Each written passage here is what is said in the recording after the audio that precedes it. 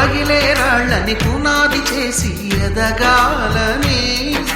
తరిమే వాళ్ళని హితులుగా తలచి ముందుకెళ్ళాలని,